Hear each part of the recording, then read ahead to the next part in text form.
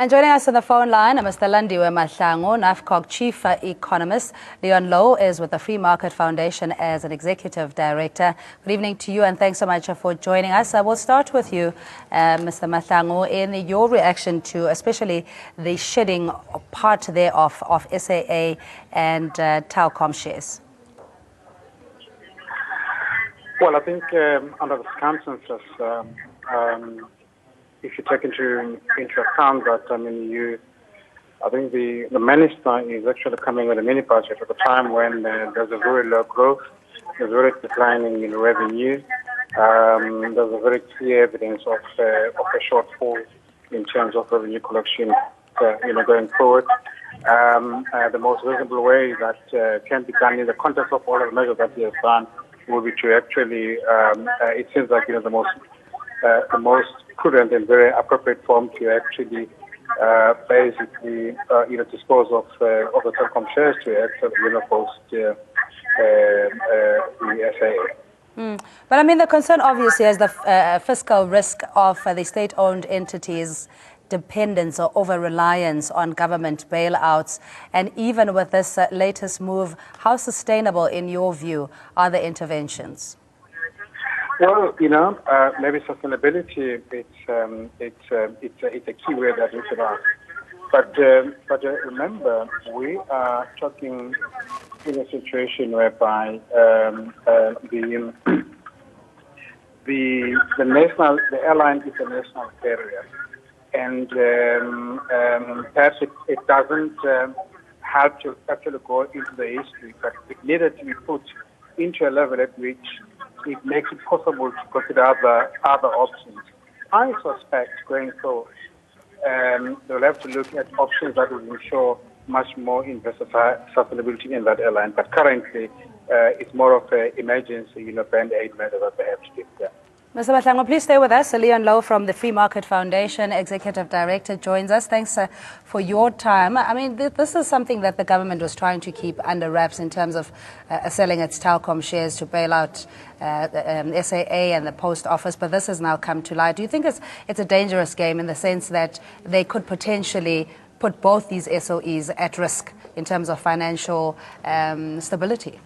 Yes, it's quite strange really to sell something that's doing well in order to fund something that is a complete and total and permanent failure. South African Airways can't be rescued or turned around anymore. You won't be able to find a strategic investment partner. It's beyond that. It is now at the point where essentially it's an empty shell and the only sensible thing to do is close it down. The minister said that he regards a national airline, in other words, a nationalized airline, not a national airline, where national airlines are, but he regards it as some sort of national asset. It's actually a national embarrassment. And we as a country should really say we're sufficiently embarrassed, we want to end the embarrassment. And Mr. Mahlangu, do you think that's enough reason to compel the minister to continuously bail out SAA and saying that it's a world icon, it's a symbol of South Africa and its people? Do you think that is adequate enough to justify the continuous money injection into SAA? No, I don't believe that should be the reason. I think the reason, as I say, will be to actually put the line into some form of semblance of financial stability, such that it becomes quite possible to consider other options that would actually show its sustainability. For now, I don't think it would actually be wise to actually leave the airline to die on its share weight. You need to actually I suspect that the whole idea is to put it into a position whereby it's becoming sensible for it to be able to consider other options. And amongst others, would probably include injection into the airline as such. Remember, as the airline stands now, it's quite frankly, I don't think any investor worth his or her salt would actually even be looking at such an asset that is that is running at a deficit. It is a bailout. Yes, it is a bailout, but I think it certainly, in my view, is quite necessary for it to actually inject some capital to make it that turnaround possible. So yeah, it is. I think the minister is caught between the hard rock and the rock and a hard place. No, but to stay with us, Mr. Matang, do you think, Leon, that he came across boldly and intentional enough in dealing with the issue of maladministration, lack of continuity in terms of leadership within SAA and its boards? He used strong language. He said it must end. I think he used that phrase twice at least, and that's a good thing. And he referred to his 14-point plan, and in that 14-point plan, which almost everyone forgets and almost nobody read, there's a whole section on private sector participation. And he was knocked for that. He was criticized for it, and so it's gone silent. But he kept referring to it, and we need to go back to it. And that is exactly what you need in these state-owned enterprises. And we must distinguish between, for example, the Post Office, SABC, Arms Corps and others, Alex Corps, on one hand, and SAA on the other. We talk about SAA a lot. By comparison to something like Eskom, it's actually very tiny.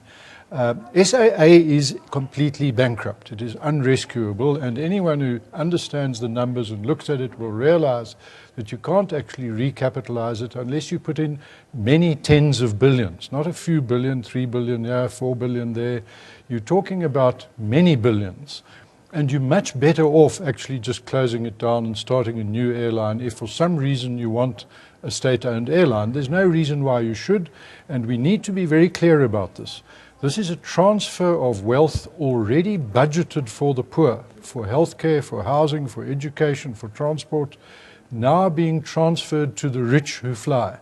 And in racial terms, this is from black people to white people largely. SA Airways is a scandalous redistribution of wealth from the poor to the rich, unforgivable. It is quite different from the other state-owned enterprises, which one can argue can be turned around, can be recapitalized, can be rescued, can be made to be profitable. SA Airways is finished. We actually need to, as a country, accept that it's history. Mr. Matango, just in what SAA has to offer, he was talking about consolidating aviation assets. We know that the airline, in most part, doesn't own its fleet and is reliant on either leasing and including maintenance of the aircraft. But the treasure lies in the routes, that whoever the equity partner will be will now have access to a greater or bigger market, including freight and also the ferrying of passengers. Look, let me say, much as I actually agree with the notion to say there is nothing that says South Africa must have its own airline. I mean, indeed, a lot of other countries do not have the so-called, domestic carriers. But you must remember that the airline business itself, barring mismanagement that Mr. Leon is actually now leading to, it's an extremely very tough industry to be in. I personally do not think that even the much vaunted business and private sector would have sufficient capital to be able to come as an equity partner. They may come, but there are other if you like continental objectives that the airline also serves the South African government, like for instance traveling. Connecting Africa, as it were. But I think the solution lies in the combination of actually government systematically, divesting into this airline while at the same time getting a private sector partner that will be able to genuinely invest in this industry. And I can tell you now, there's quite a very few, because there's really there's not a lot of people are making money in that sector.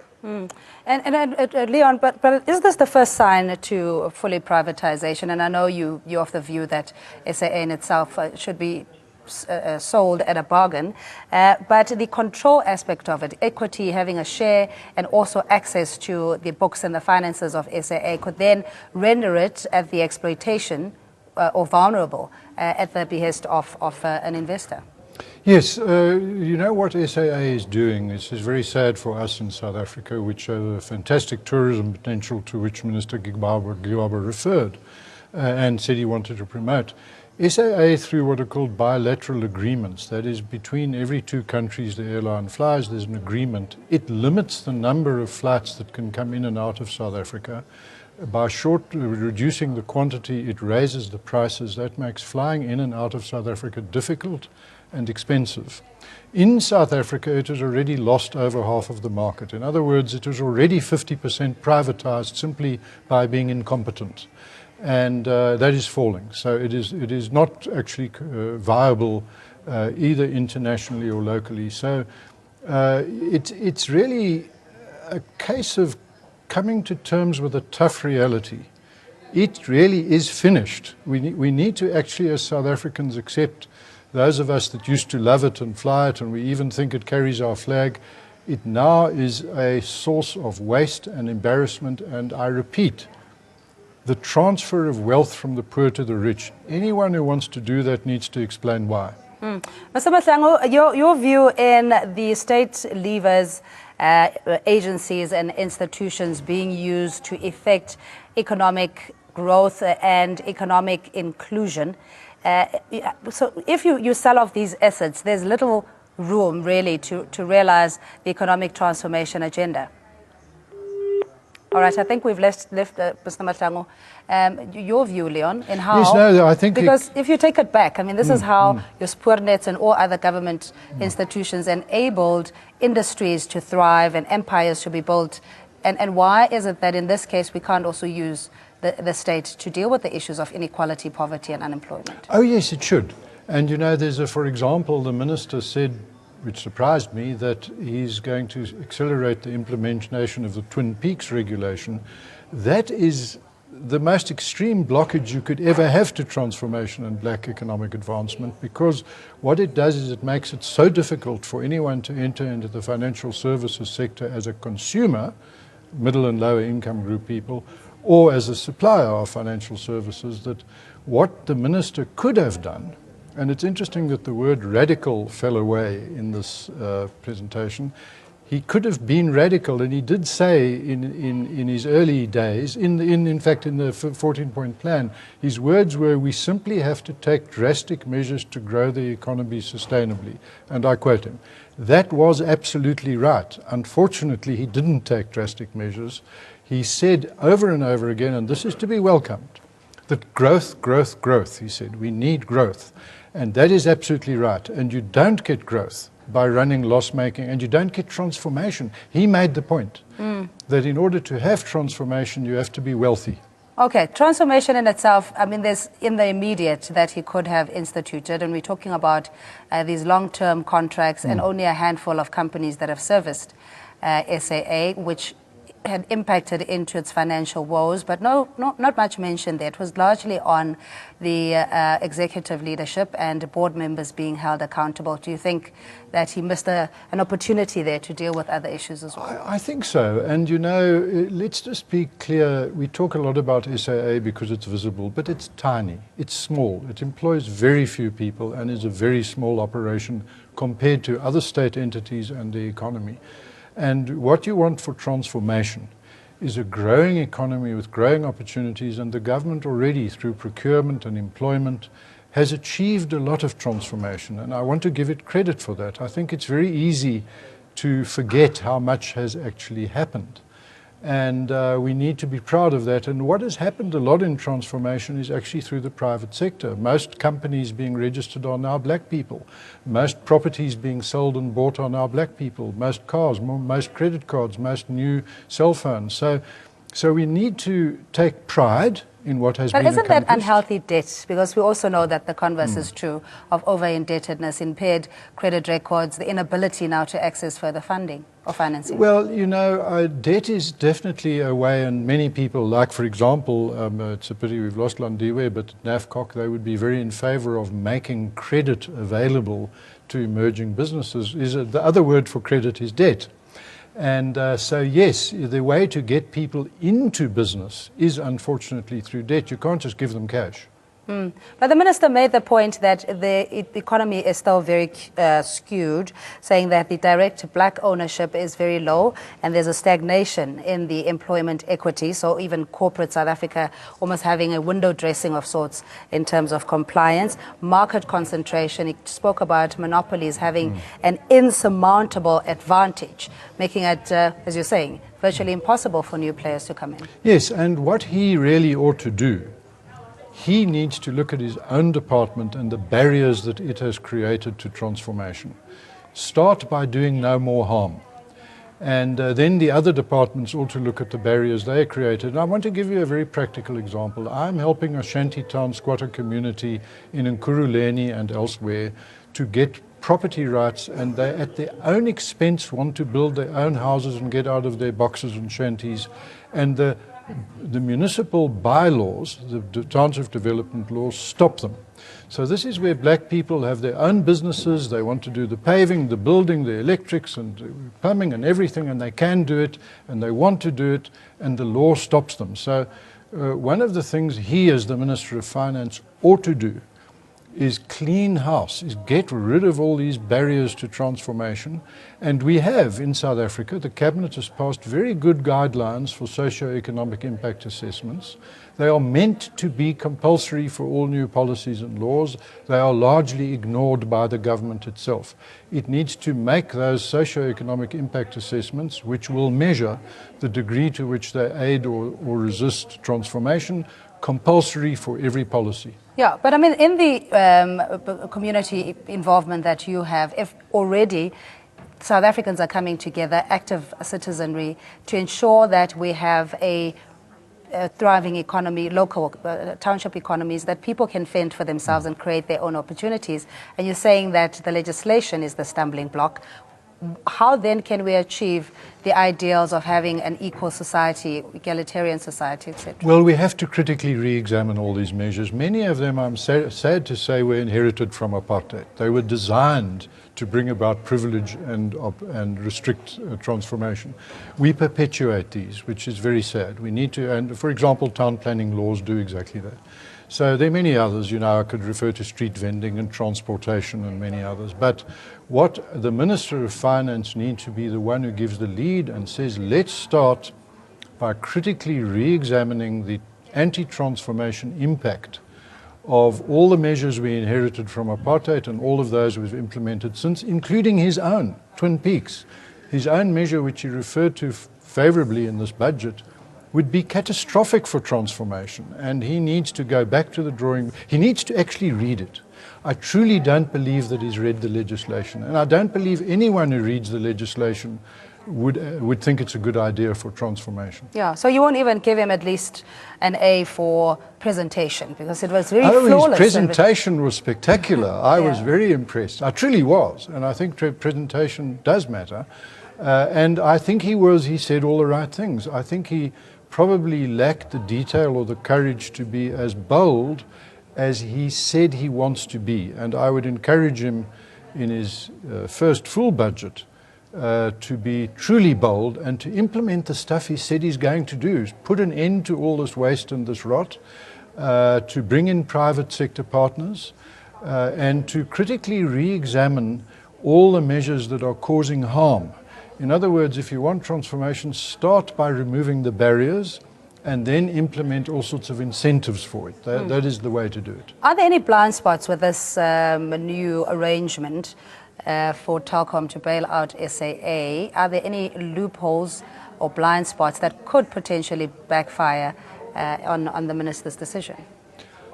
I think so. The minister spoke as if it's already been done, as if he's already done the deals behind, and I don't mean deals in a negative sense, if he's already arranged for the sale and the buyback rights. And that'll be interesting to see if he has and what the terms are. But there are potential, I wouldn't say blind spots, that one has to be very careful. I'm surprised that he's so ready to sell off something that the state is doing quite well, Telkom, and put the money into something that is just a calamitous and permanent failure, SAA. That seems to me back to front. It seems to me you should get rid of SAA and, if anything, build telecom, build what works and discontinue what fails. Any learnings from the Swiss Air deal? I think they also at some point had a 20% stake, and which was subsequently rebought by SAA. Yes, a very important lesson is Swiss Air no longer exists. The Swiss government quite correctly just dissolved it. And we should learn from that deal, not only in the sense that we had a 20% stake that we had to buy back and wasted money buying back, we should never have done it, but we should also learn from what happened to Swiss Air. So one of the world's richest countries, most advanced countries, made the correct decision that its national airline should just be dissolved and left to private operators and other international operators. You know, there's to speak of so-called strategic routes. Well, what is the real word for a strategic route is a bad route, a loss-making route, a route no one should run. You and I, tomorrow, can fly anywhere we like in the world. We might have to have a stop somewhere.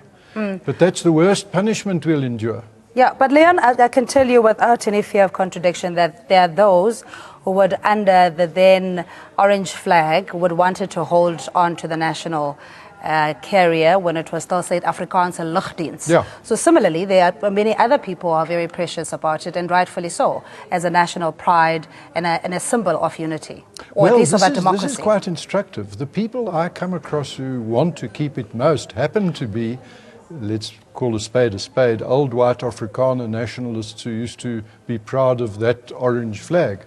These are the people who think somehow it should be perpetuated forever. Most black South Africans, like Landiwe, is open-minded. He wants to see, he doesn't see it as some sort of sacred thing that has to be saved. And nothing inherited from the past should be seen that way.